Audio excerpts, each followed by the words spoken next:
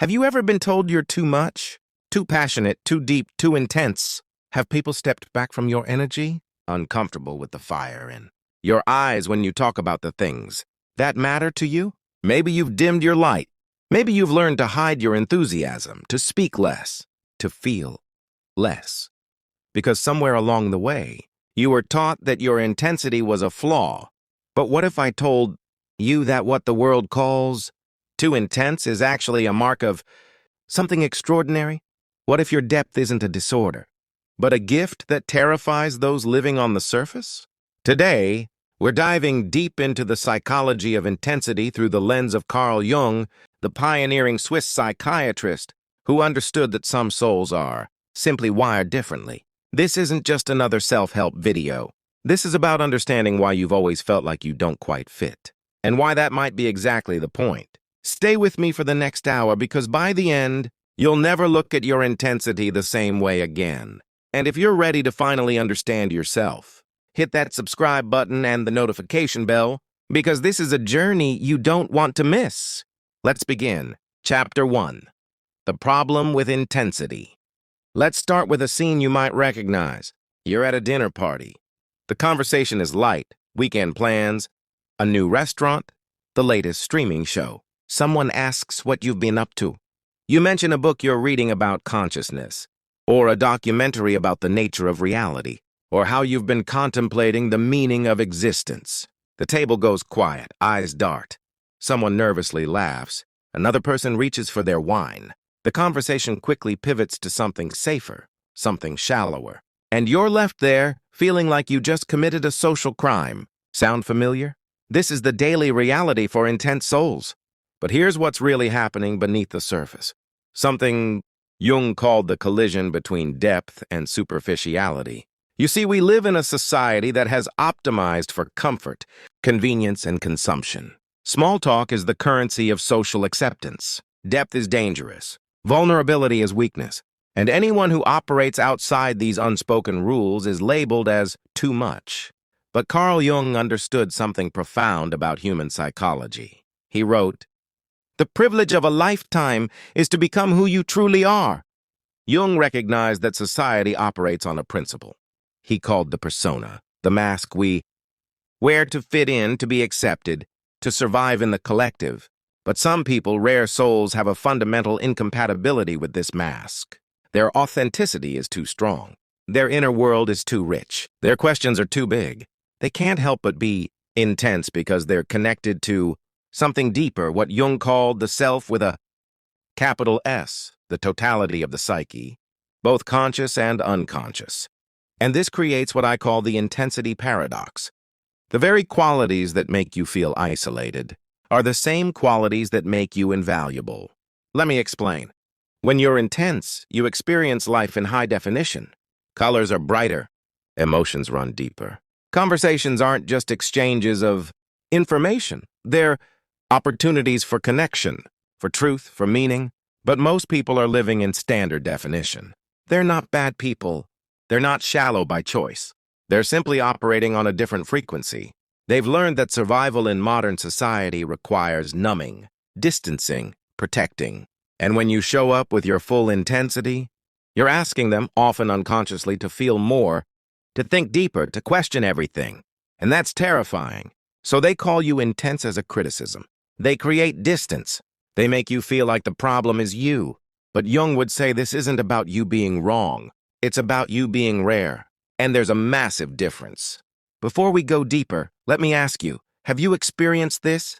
Drop a comment below and tell me one time someone called you too intense and how it made you feel. Building this community starts with sharing our stories. Now let's talk about what makes intense souls different from a psychological perspective. Chapter 2. The Psychology of Rare Souls. Carl Jung spent his entire career studying what he called individuation, the process of becoming your authentic self. But he noticed something fascinating. Not everyone pursues this path. In fact, most people don't. The majority of humanity lives what Jung called an unconscious life, following scripts handed down by family, culture, and society without questioning them. They adopt beliefs they've never examined. They pursue goals they don't truly want. They become strangers to themselves. But then there are the others, the outliers, the ones who, for whatever reason, trauma, temperament, cosmic accident, can't live unconsciously. They must question. They must seek. They must understand. Jung called these people the individuated, or those pursuing individuation. But I call them intense souls. And here's what makes them different. 1. High sensitivity to meaning. Intense souls don't just experience events. They immediately search for the meaning behind them. A conversation isn't just words. It's a portal to understanding someone's inner world. A sunset isn't just beautiful. It's a reminder of impermanence and beauty coexisting. This isn't romanticizing. Modern psychology has identified this as a trait. Elaine Aron's research on highly sensitive persons, HSPs, shows that approximately 15–20% of the population has a nervous system that processes information more deeply. They notice subtleties others miss. They're overwhelmed by environments that others find normal. They need depth like others need air. Jung would add that these individuals have a stronger connection to the collective unconscious, the shared repository of human experience, symbols, and archetypes. They're tuned into a broader frequency. 2. Emotional amplitude. When intense souls feel, they feel. Joy isn't just pleasant, it's ecstatic. Sadness isn't just uncomfortable, it's devastating. Love isn't just nice, it's all-consuming. This emotional amplitude terrifies people living in the emotional middle. They've learned to regulate, to moderate, to control, and they assume you should too. But Jung understood something crucial. Emotions aren't problems to be solved. They're information from the unconscious. When you feel intensely, you're receiving messages from the deepest parts of your psyche. Your emotional intensity is your soul's attempt to get your attention, to guide you, to teach you. Suppressing this isn't health. It's self-abandonment. 3. The need for authenticity. Here's where intense souls really diverge from the mainstream. They have an almost allergic reaction to inauthenticity.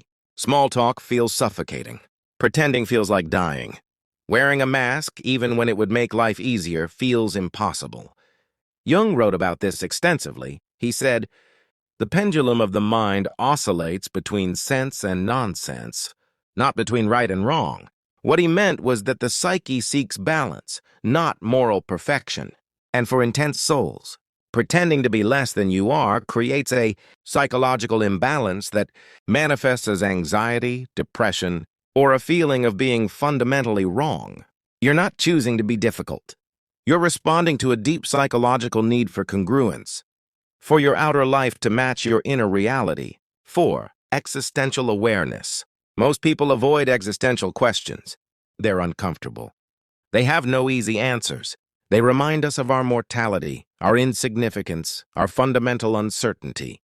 But intense souls are drawn to these questions like moths to flame. Not because they're depressed or morbid, but because they're awake. Jung called this awareness a burden and a gift. He wrote, "Your visions will become clear only when you can look into your own heart. Who looks outside dreams. Who looks inside awakes." Intense souls are often insomniacs, not because they can't sleep, but because their minds refuse to shut down. They're processing, integrating, understanding.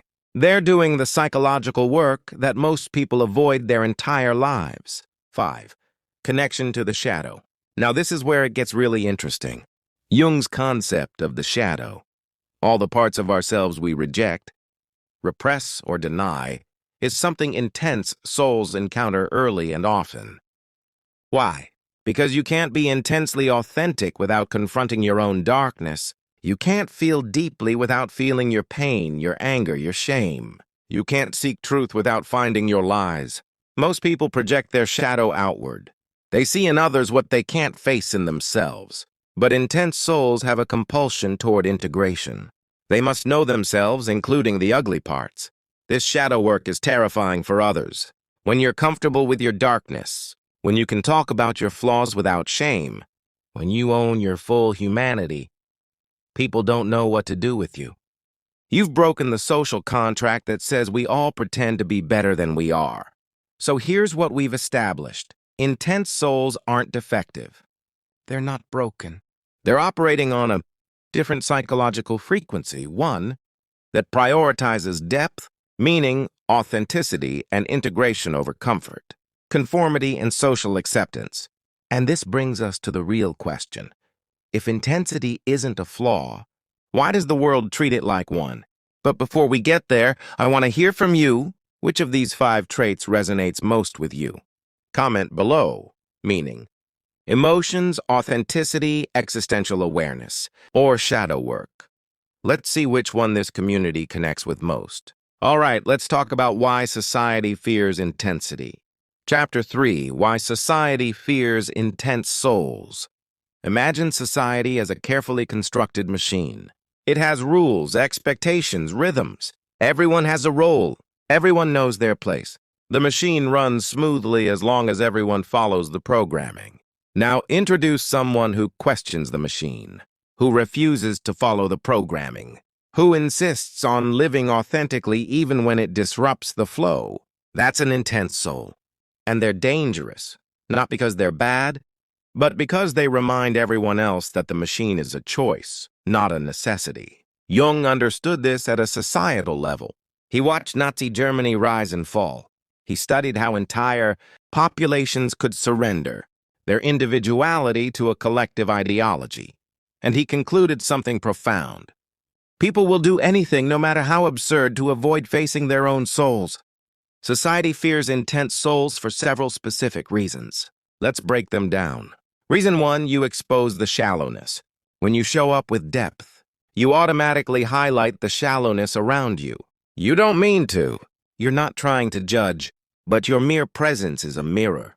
When you want to discuss purpose, meaning, and truth, and everyone else is discussing gossip, status, and distraction, your energy exposes what they're avoiding. This creates cognitive dissonance. They must either acknowledge they're living superficially and change, terrifying, reject you as too much to protect their comfort, easier. Guess which one most people choose? It's not personal. It's self-preservation. Your intensity threatens their carefully constructed denial. Reason 2, you demand emotional honesty. We live in a culture that's profoundly uncomfortable with genuine emotion. The acceptance of oneself is the essence of the moral problem and the epitome of a whole outlook upon life. Intense souls are doing the moral work of self-acceptance, including emotional acceptance. And that makes everyone else's emotional suppression look like the defense mechanism it is. Reason 3, you won't play the game. Every society has its games, social hierarchies, networking rituals, status competitions. These games require everyone to participate, to pretend they matter, to take them seriously. But intense souls see through the games. You recognize them as constructs, as distractions from what's real, and you refuse to play. You won't network for networking's sake. You won't make small talk to climb ladders. You won't sacrifice authenticity for approval. This refusal is interpreted as arrogance, as antisocial behavior, as rudeness. But really it's just honesty. You're not willing to pretend the game is the point of life. Jung would say you're resisting the collective, unconscious's pull toward conformity. You're individuating, becoming yourself even when the collective pressure to dissolve into the group is enormous. Reason 4, you trigger unprocessed trauma. Here's something most people won't tell you. Your intensity often triggers other people's unhealed wounds. When you express emotion freely, you remind them of the emotions they've buried. When you speak your truth, you remind them of the truth they're avoiding. When you live authentically, you remind them of the self they've abandoned. This isn't conscious. They don't wake up thinking, that person reminds me of my childhood trauma, so I'll push them away. It happens unconsciously. Your energy hits their wound, and they react, usually by labeling you as the problem. Jung's concept of projection explains this perfectly. People project onto you what they can't face in themselves. If they've learned that intensity is dangerous, your intensity will terrify them. If they've learned that emotions must be controlled, your emotional freedom will seem like chaos.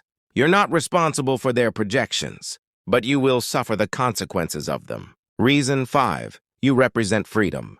And finally, perhaps most significantly, You represent a freedom most people have convinced themselves is impossible. You're living proof that you can be yourself and survive. You can feel deeply and not break. You can question everything and not fall apart. You can reject conformity and still have meaning. This is simultaneously inspiring and threatening. Inspiring to those ready to wake up. Threatening to those who've built their entire identity on conformity. Your existence challenges their central narrative. I have to be this way to be loved, accepted, successful. If you're being yourself and doing okay, their sacrifice seems unnecessary, and that creates resentment. The most terrifying thing is to accept oneself completely. You've done the terrifying thing. You've accepted yourself, including your intensity, and that makes you dangerous to a system built on self-rejection. So let me be clear. When people call you too intense, they're really saying, "You're asking me to be more alive than I'm comfortable with. You're asking me to feel, to think, to question, and I'm not ready." That's on them, not you. Now here's where I want to interact with you. Drop a comment. What's one way society has tried to tame your intensity? Maybe it was school, family, religion, work culture. Tell me your story. These comments help build a community of people who understand. All right, we're about to shift gears. We've talked about what makes intense souls different and why society fears them. Now let's talk about what Jung would say you should do with this intensity. Chapter 4, Jung's Wisdom for Intense Souls. Carl Jung didn't just identify these psychological patterns, he lived them. He had his own journey through intensity, including what he called his confrontation with the unconscious, a period of intense psychological upheaval that would have destroyed most people. But he emerged from that darkness with profound wisdom about how to navigate a deep inner life in a shallow world. Let me share what I believe are his most important teachings for intense souls. Teaching 1. Your intensity is your individuation. Jung believed that the purpose of life wasn't happiness or success. It was individuation, becoming who you truly are. He wrote, "The privilege of a lifetime is to become who you truly are." Your intensity isn't separate from this process. It is this process. You're intense because your psyche is demanding that you individuate, that you become whole, that you integrate all the parts of yourself that society told you to reject. Most people never answer this call. They live their entire lives in the persona, the mask, never meeting their true self. But you can't. Your intensity won't let you. So the first teaching is this. Stop treating your intensity like a problem to be solved. Start treating it like a calling to be answered. Your depth is your soul saying, "We have work to do. We have a self to become. We have a wholeness to achieve. Listen to it." Teaching 2, integrate your shadow. Jung's most famous concept is the shadow, all the parts of ourselves we've repressed, denied, or rejected. For intense souls, shadow work isn't optional. It's essential. Here's why. Unintegrated shadows leak out. They sabotage you. They show up as projections, compulsions, and unconscious behaviors. Until you make the unconscious conscious, it will direct your life and you will call it fate. Your intensity gives you the courage to look at what others avoid. Use that courage. Ask yourself, what am I judging most harshly in others? Probably something I'm avoiding in myself. What emotions am I most afraid of? Probably ones I've been told are unacceptable. What desires do I shame myself for having? Probably natural human needs I've labeled as wrong. Shadow work isn't about becoming perfect. It's about becoming whole. It's about reclaiming the parts of yourself you left behind to be acceptable. And here's the beautiful paradox. The more you integrate your shadow, the less intense you seem to others. Not because you've dimmed your light, but because you've stopped leaking unconscious energy. You become grounded, present, powerful rather than overwhelming. Teaching 3, find your sacred solitude. Jung was a master of solitude. He built a tower where he could retreat from the world and do his inner work. He understood something crucial. Intense souls need time alone, not because they're antisocial, but because they're processing at a different depth. You're not just thinking about your day. You're integrating experiences, processing emotions, downloading insights from the unconscious. This takes energy. It takes time. It takes space. Modern society treats constant connection as healthy and solitude as suspicious. But Jung would call this psychological insanity. He wrote, "Knowing your own darkness is the best method for dealing with the darknesses of other people. You need solitude to know yourself. You need quiet to hear your inner voice. You need space to integrate your experiences without the noise of other people's projections and expectations. This isn't selfish. It's essential maintenance. Your intensity needs tending. Your depth needs honoring. Your soul needs space to breathe. Make solitude sacred. Protect it, schedule it. Defend it against a world that will constantly try to fill your calendar with obligations and distractions." Teaching 4. Seek depth relationships, not more relationships. Jung was famously selective with his relationships. He understood that intense souls don't need hundreds of friends. They need a few deep connections with people who can meet them at their level. This is crucial. Stop trying to fit in everywhere. Stop trying to make shallow relationships work. Stop pretending small talk is enough. Instead, become ruthlessly selective. Seek out the other intense souls. Find people who want to talk about why they're here, what they're afraid of, what makes them come alive, what they're struggling with, what they're learning. These relationships exist. They're rare, but they're real. And one of them is worth more than 100 surface-level friendships. Jung said, "The meeting of two personalities is like the contact of two chemical substances. If there is any reaction, both are transformed. Seek transformative relationships. Seek people who challenge you to grow, who mirror your depth, who aren't afraid of your intensity, and be willing to be alone until you find them. Loneliness with integrity is better than connection without authenticity." Teaching 5. Create from your depths. Jung believed that creative expression was essential for psychological health, especially for intense souls. Why? Because your unconscious is bursting with content that needs expression. Dreams, visions, insights, emotions, they're all bubbling up from the depths. If you don't give them form, they become symptoms: anxiety, depression, compulsions. But when you create, when you write, paint, compose, build, make, you're giving the unconscious a voice. You're translating inner experience into outer form. You're completing the circuit. Jung's own creative work, particularly his Red Book, was how he processed his confrontation with the unconscious. He didn't just think about his visions. He painted them, wrote them, gave them form. You don't need to be an artist. You just need an outlet. Journal, make music, garden, code, cook, build something, create something. Your intensity isn't meant to stay trapped inside. It's meant to flow through you into the world. That's how you transform potential overwhelm into generative power. Teaching 6. Accept the hero's journey. Finally, Jung would say this: your life as an intense soul follows the archetypal hero's journey. You've been called to adventure. Your intensity demands depth. You've faced trials, rejection, misunderstanding, isolation. You've met mentors, like Jung's wisdom we're exploring. You'll continue to face challenges, and eventually you'll return home to yourself transformed. But here's the key: you can't skip stages. You can't avoid the descent into the underworld. You can't bypass the trials. Every hero must face their dragons. Jung said, "There is no coming to consciousness without pain. Your intensity ensures you'll feel that pain more acutely than others. But you'll also experience the transformation more profoundly. Stop waiting for the journey to get easier. Accept that you're on a different path, one that requires more courage, more honesty, more willingness to face what others avoid.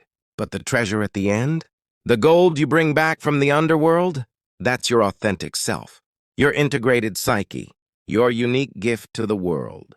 And that intense soul is worth every moment of not fitting in." Before we move into our final section, I want to ask you something. Which of Jung's teachings hit you hardest? Was it individuation, shadow work, solitude, relationships, creativity, or the hero's journey? Comment below and tell me which one you need to focus on most. All right, let's bring this home. In our final chapter, I want to give you practical strategies for living as an intense soul in a world that doesn't understand you. Chapter 5, Practical Strategies for Intense Souls. Theory is beautiful. Understanding is powerful. But you still have to live in the world.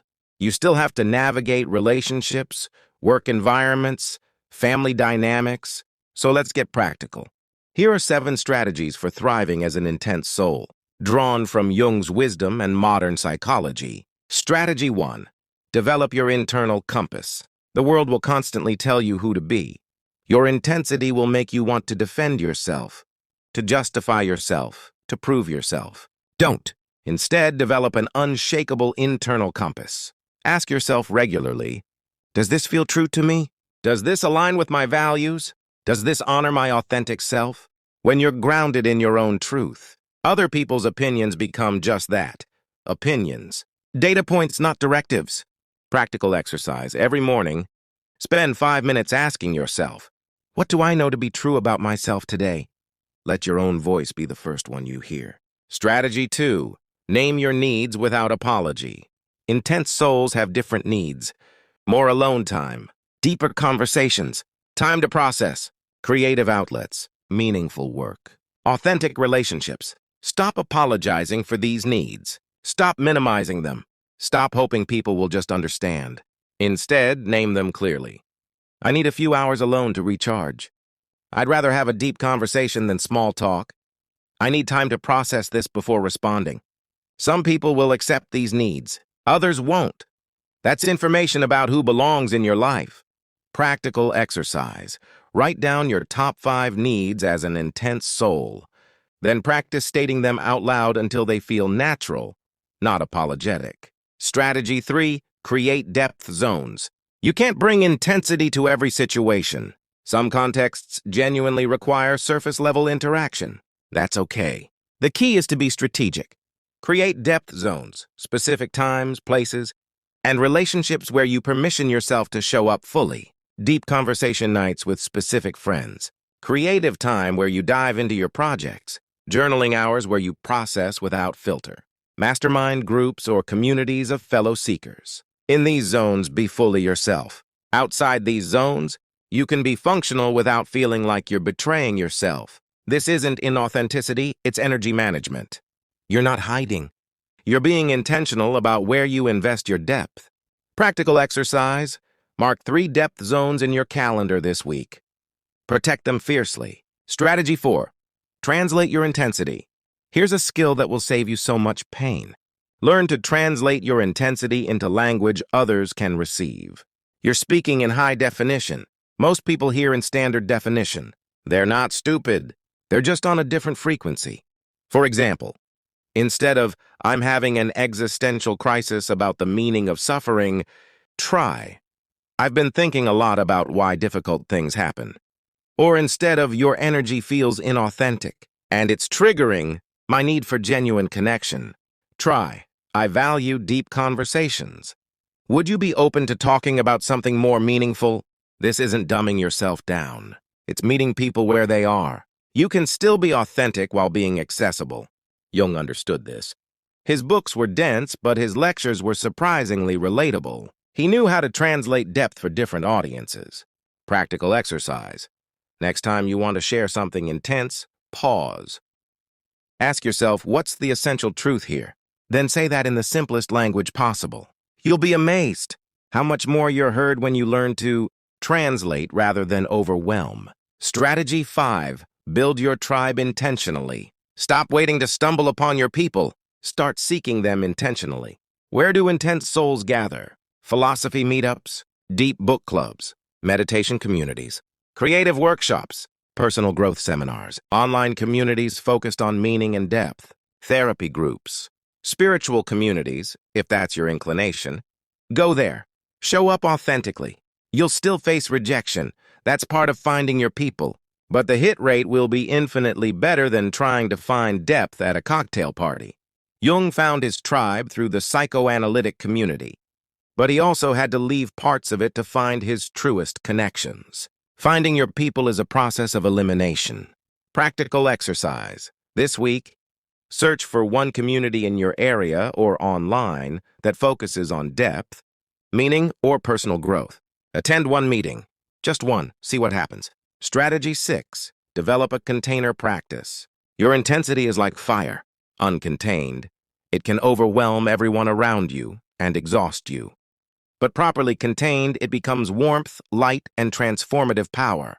You need container practices, rituals, and routines that help you hold and direct your intensity rather than spilling it everywhere. Examples. Morning pages. Write 3 pages of stream of consciousness before your day begins. This downloads the intensity from your system. Meditation. Even 10 minutes of sitting with your intensity without acting on it builds your capacity to hold it. Physical practice. Intense souls often have intense energy in their bodies. Yoga, martial arts, running, dancing. Move it through. Therapy or coaching. Regular sessions with someone trained to hold space for intensity. Jung had his tower, his stone carving, his painting. These were his containers. They held his intensity so it didn't leak into every interaction. Practical exercise. Choose one container practice. Commit to it for 30 days. Watch how it changes your ability to be intense without being overwhelming. Strategy 7. Reframe too intense as too advanced. Finally, and this is crucial, change your internal narrative about your intensity. Stop thinking, I'm too much. I'm broken. I need to be less. Start thinking, I'm operating at a level most people haven't reached yet. My depth is a feature, not a bug. This isn't arrogance. It's accurate. Jung's research, developmental psychology, and spiritual traditions all confirm depth is a stage of development, not a personality flaw. Most people are at earlier stages. They're doing the best they can with where they are, but that doesn't mean you need to shrink to their level. When someone says you're too intense, hear it as, you're asking me to operate at a level I'm not ready for yet. That's neutral information, not a judgment, not a reason to dim yourself. Jung wrote, your vision will become clear only when you can look into your own heart. You've looked into your heart. You've found depth there. That's not too much. That's exactly enough. Practical exercise. Every time you catch yourself thinking, I'm too much, immediately reframe it to, I'm more developed in this area. Notice how that changes your energy. Integration, the gift of intensity. So let's bring this full circle. You came here probably feeling like your intensity was a burden, like you were fundamentally flawed for feeling too much, thinking too deeply, needing too much meaning. But Carl Jung's legacy teaches us something radically different. Your intensity is your individuation calling. It's your psyche demanding that you become whole. It's your soul refusing to settle for a half-lived life. The world calls you too intense because you expose shallowness. You demand emotional honesty. You won't play the game. You trigger unhealed wounds. You represent freedom. None of these are your problem. They're information about where humanity is in its development. And Jung's wisdom gives you a path forward. Embrace your intensity as your individuation. Integrate your shadow. Create sacred solitude. Seek depth relationships. Express yourself creatively. Accept the hero's journey. And practically, you can thrive by developing your internal compass, naming your needs, creating depth zones, translating your intensity, building your tribe, developing container practices, reframing intensity as advancement. Here's what I want you to understand. The world needs intense souls. We need people who refuse to sleepwalk through life. We need people who ask the hard questions. We need people who feel deeply and think honestly and live authentically. Every major advancement in human consciousness has come from intense souls who refused to accept the status quo, who saw deeper, who felt more, who wouldn't shut up about what they knew to be true. Jung was one of them, and so are you. Your intensity isn't too much. It's exactly what it needs to be. The world might not be ready for it. That's the world's problem, not yours. Your job isn't to dim your light. Your job is to find the people who can meet you in your brightness, to create from your depths, to integrate your wholeness, to become who you truly are. Jung said, the privilege of a lifetime is to become who you truly are. Intense soul, you're already on that path. Keep going. If this video resonated with you, if you felt seen, if you felt understood, you're not alone. There's an entire community of intense souls finding each other, supporting each other, becoming ourselves together. Subscribe to this channel and hit the notification bell because we're building something here. We're creating a space where depth is celebrated, where intensity is understood, where becoming yourself is the whole point. And right now, go to the comments. Tell me, one moment when someone called you too intense, one Jungian teaching that hit you hardest, one strategy you're committing to trying. Let's build this community together. Let's stop hiding. Let's be intense together. Also, if you want to go even deeper, check out the video I've linked in the description about Jung's shadow work. It's the perfect companion to this one.